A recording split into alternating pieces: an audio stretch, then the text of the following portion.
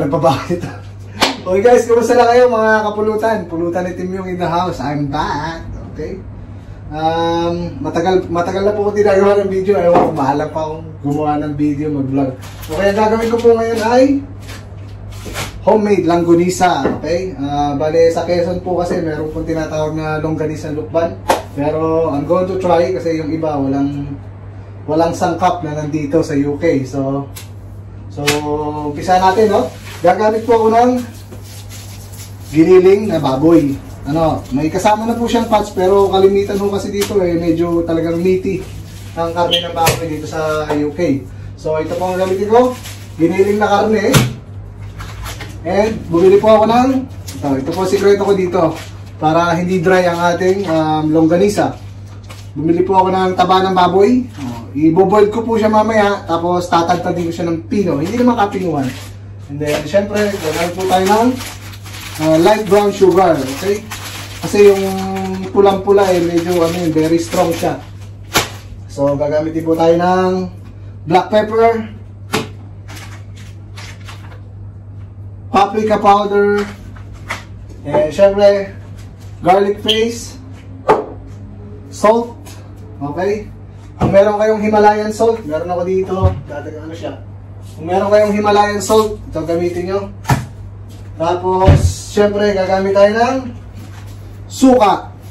Okay, syempre mas masarap kasi ang langgonisa kung meron kang pambalot. So bumili po ako ng pambalot ng longganisa. So okay, timplahan na po natin siya. So ito, gagamit ako ng Magikawa from Philippines. Galing pang Pilipinas. Pasalubong to ng misis ko sa akin. Kasi nga mahilig akong magluto. Okay, malalaki ang kawa ko dyan yung sa taas na dito. Okay? Okay, mix na natin para hugas muna ng kamay and then lamasi. Okay?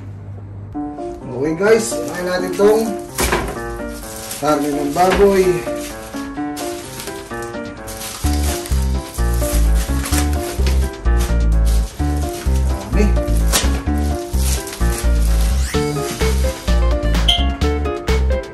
Okay guys, ito yung fats.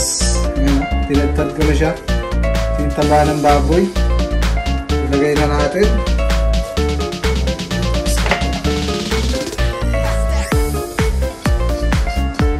Suwande. Natin sugar.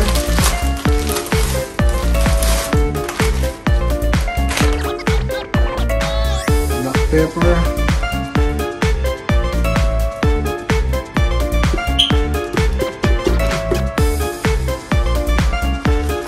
Tayo ng paprika,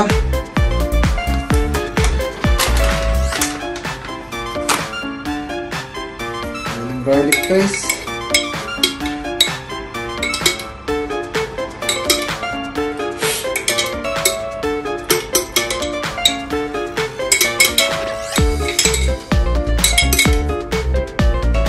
okay guys, saka gagamit ako nito garlic granules, suabe.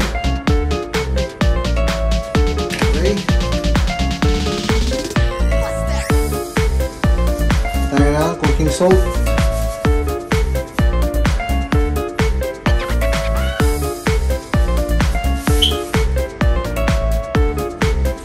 okay guys, last na ilalagay natin suka.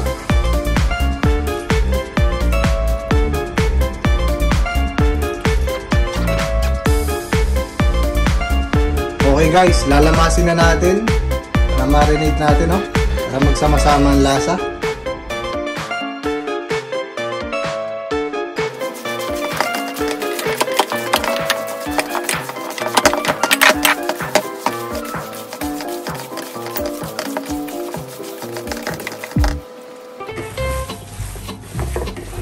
Another go. Okay guys, yan iba siya pag may fats, di ba? Yan para pag pinirito mo siya, the best. Yan hindi ba siya boring kainin? Yung pag slow cook mo lang siya, kasi pag nagluluto kasi ako ng langgonisa sa amin, hindi namin tinutubigan. Konting-konti lang yung mantika kasi ang magmamantika ay yung longganisa mismo. Okay? Kaya masarap ang longganisa sa Quezon. Okay guys, babalot na ako. Tapos na ang ating marinated longganisa. Yun, okay guys. Pag kayo nagagawa ng longganisa, bago nyo balutin lahat, titikman nyo muna. Magbalot lang kayo ng mga 2-3. Then, tikman nyo muna kung anong lasa, no? Para hindi ba nabalot mo na lahat, wala palang lasa. So, yun ang another technique pag nagawa ka ng longganisa. Okay, tikman ko na to. Kung anong kulang, yun ay dadagdag ko. Okay guys, ayan, nilagay ko na dito yung pambalot ng longganisa. Tapos ito, manual tayo. Lalagyan natin dito. No? Diba? Ano lang, trip lang yan, no? Diba? Then, kasi ito, supposed to be ito, may kasama at pipihitin mo, you don't need it. Because you just push it, you know? Like this. You can see it. Here we go. See that? Okay, guys. Medyo maano siya, matrabaho. Pero worth it naman, masarap. Diba? Kaya yung mga nambabarat, pasensya na kayo ha. Kaya naman, bumili na lang kayo ng frozen. Okay? Okay. Here we go. So, what you call longganisang pogi. See? Hanggang bukas tayo din eh. Okay? Ganyan lang yan, no? Okay guys, nabalot ko na ang aking longganisa. Okay. Lock. Okay. Ngayon, isasabit ko na to. Ihahang ko muna for about 2 days bago ko ilagay sa box. Patutuloyin muna natin yung mantika niya. Okay? If you like it guys. Nice ba? Panalo. Ayan guys. Okay.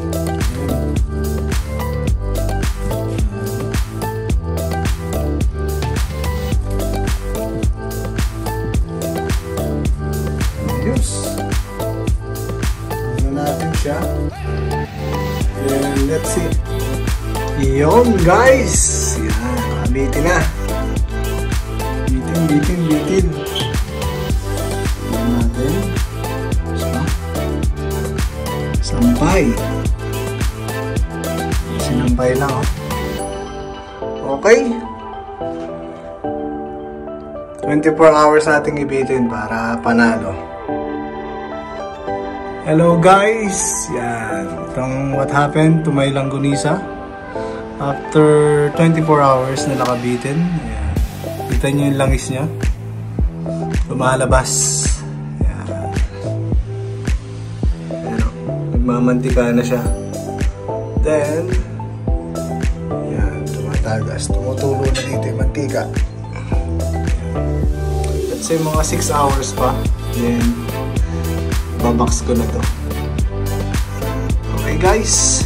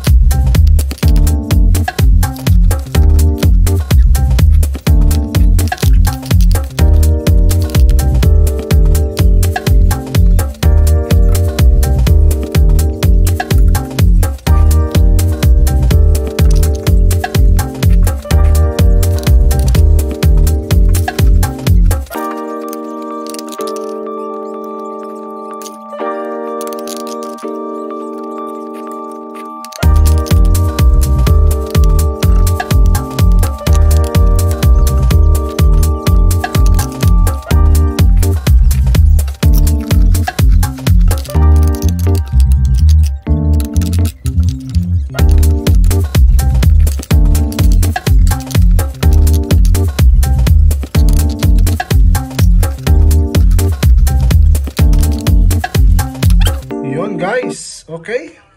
Pa-like and subscribe na rin sa YouTube channel ko. I'm back.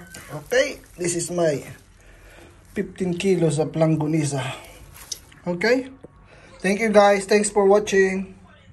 Napakasarap.